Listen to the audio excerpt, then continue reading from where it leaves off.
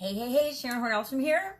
You can call me Pajama Grandma if you want, or you can just call me Sharon. I pretty much answer to anything these days. I'm a little bit more chill than I was in my past lives. I say lives because I've had past lives. Even on this life, I've had past lives. So, relationships. I want to talk about relationships for a couple of minutes and the power of relationships and the impact that they have on our businesses, our lives, on absolutely everything. I might have mentioned before that I actually died in 2010. I had a sudden cardiac arrest and died. And prior to that, I've always been, I always knew relationships were important, but I didn't necessarily put relationships first in any area or aspect of my life. Now, the reason I started my own businesses back in the day and got involved and always had my own businesses was because I wanted to, of course, spend more time with my kids and do more with them and be available and be more flexible and have more freedom. Now, is that what really happened in my businesses before 2010? Not so much. I actually just took my workaholic tendencies from corporate America and transferred them into my businesses, probably threefold, which I didn't think I could do because in corporate America, I was kind of a psycho workaholic. So the fact that having my own businesses, I did the same thing, only worse, and created just this mess of expectations of myself and an unrealistic way of living, ended up definitely negatively impacting my relationships, all of my relationships. My marriage for sure.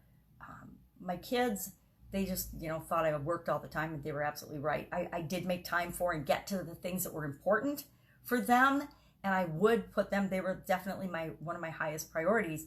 They weren't always first. Sometimes work in my businesses came first, with the excuse that, and I think a lot of men have this, and maybe more and more women nowadays as we're business owners, but I'm doing this for you, I'm building this for you so that you don't have to work so hard in the future. And I think we always do everything that we do with the best of intentions, but we aren't always seeing the big picture.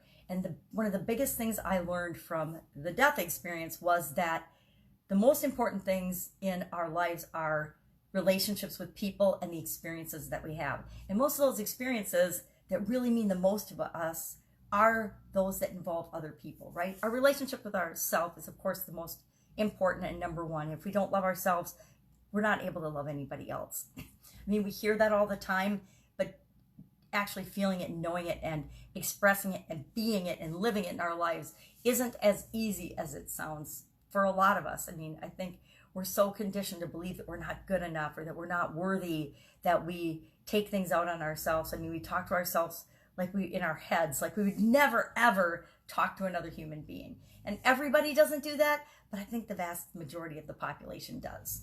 And maybe I just think that because I do that.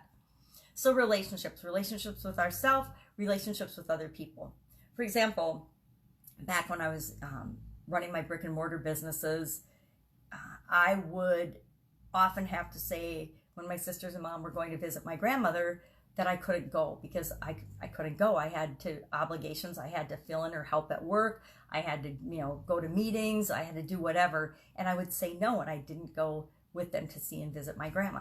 Well, now today, why this comes to mind is my mom and I are going to see my grandma. My grandma's 99 years old. She'll be 100 in October.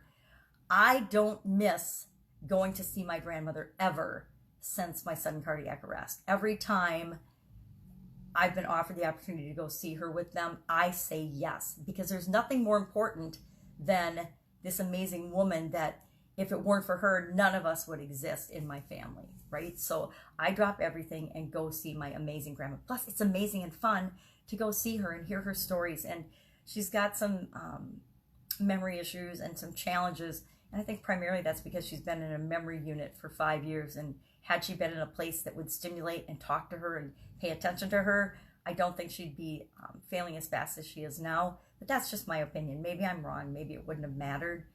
But my point is that relationship is really important to me, and I will not miss going to spend time with her.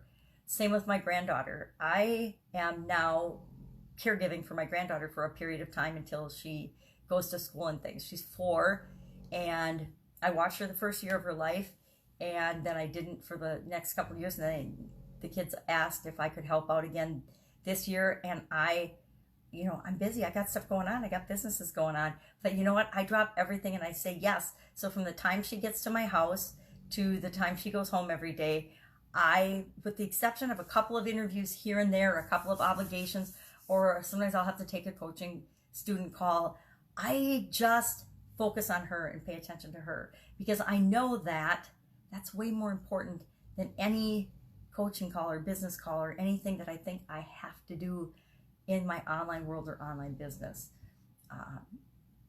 It's just, we forget. And I was reminded of this the other day. The people that we love the most are the ones that we shit on the most. Let's be honest, including ourselves, right? Ourselves and those we love and care about. Our family, our friends, our kids are the people that take the brunt of our frustrations in life, or our dissatisfactions in life, or our disappointments, or our doubt and our fear and our worry. And they're the ones that we should be treating the best. And, I've got a couple family members that treat strangers way better than they treat anybody in the family. They have this disdain for everybody in the family, which I just don't understand, because the people that love and care about them the most are the people that they treat the worst. I don't know where that comes from. I do know for certain that will come back to haunt them, because when we die, we come in with nothing, we leave with nothing except the experiences that we've had. And a lot of those experiences, the best ones, the ones that give us our best memories, involve our relationships with other people. So don't take your relationships for granted. I guess that's what I'm talking about today. And especially those that you love and care about.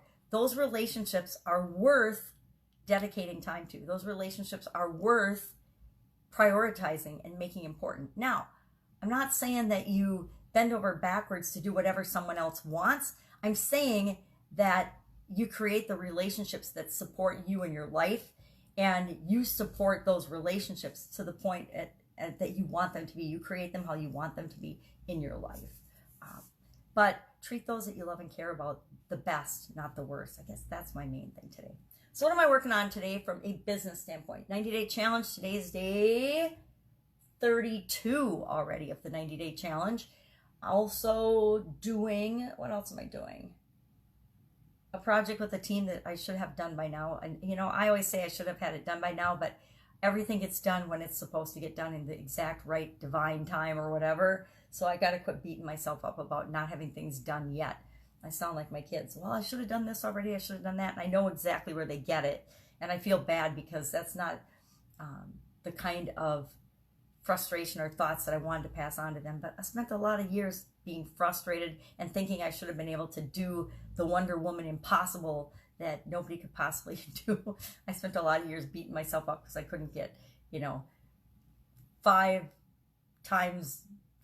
people a month's worth of work done in a day. But I could get 3, but I couldn't always get 5. So that's what I'm working on, going to see Grandma and just focusing on the relationships of those I love and care about, including the pets. Got to take care of the pets.